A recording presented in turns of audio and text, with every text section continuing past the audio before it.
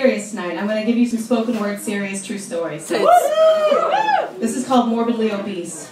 I want to tell you a story. So it starts with me, and I'm 8 years old, and we live secretly in a condemned house, the yellow house on the hill.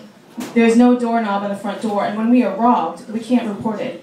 Now there is no hob, so my mother cooks dinner on a propane-powered camping stove. She portions the food onto 2 plates, one for my brother and one for me. And my brother, he's too young to understand why my mother's not eating, but not me. See, we don't have enough food for 3.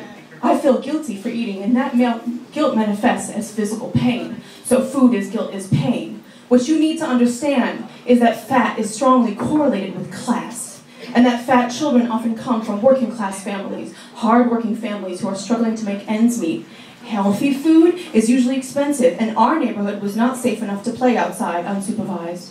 Fat people are often called gluttonous, lazy, greedy, slobs.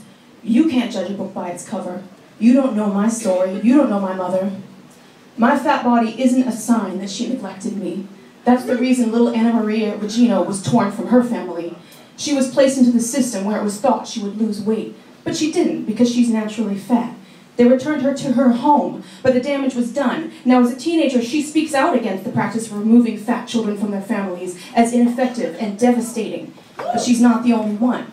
A quick search reveals countless news stories of obese children ripped from their families, but their weight doesn't change. Now those children will forever believe that their bodies are broken, shameful, unworthy of love.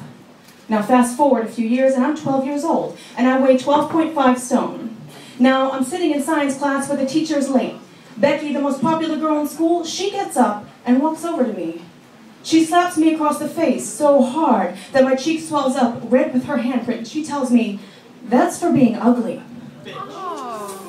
And that night I go home and I write in my diary a promise to myself. If I ever allow myself to weigh over 14 stone, I will kill myself.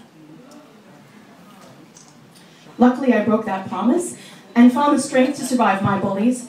Bullies can make you feel like there's no way out, like you are drowning in darkness, like life is only pain. And my heart breaks to know that Brian Head felt that way.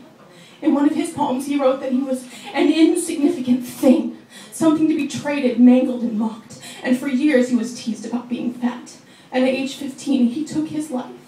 So did Samuel Graham, and Haley Finchers, and April Hines, and Kelly Yeomans, and I want you to weep with me and bear witness to these tragedies, these children whose lives were lost because of bullying and prejudice and hate.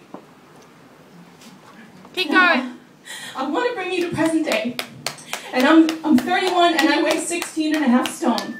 And I finally feel comfortable in my own fat body. But I know so many people that have had weight loss surgery that I've lost count. See, to me, weight loss surgery is just code for stomach amputation, internal organ mutilation.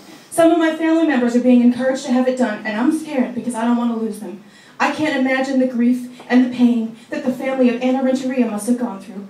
She was 33 and 17 stone when she had weight loss surgery, and she died 10 days later.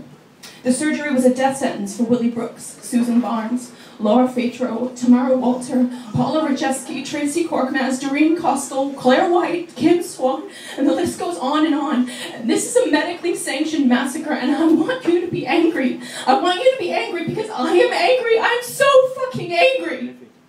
Because stigma and oppression and prejudice and hate are deadly. They are killing people. People like you and people like me.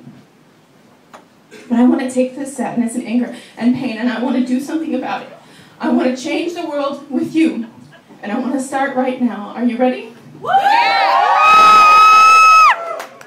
I want you to turn to someone and tell them something wonderful. Tell them that they are enough, that they are worthy of love, that they deserve a life that's joyful and free of prejudice. Go on.